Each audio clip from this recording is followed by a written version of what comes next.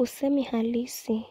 Hii ni kauli ya moja kwa moja kutoka kwa mnenaji hadi kwa msikilizaji bila ya kufanyiwa mabadiliko yoyote. Hii ni kauli ya moja kwa moja kutoka kwa mnenaji hadi kwa msikilizaji bila ya kufanyiwa mabadiliko yoyote. Mfano, kuja hapa. Mama aliamuru. Kuja hapa.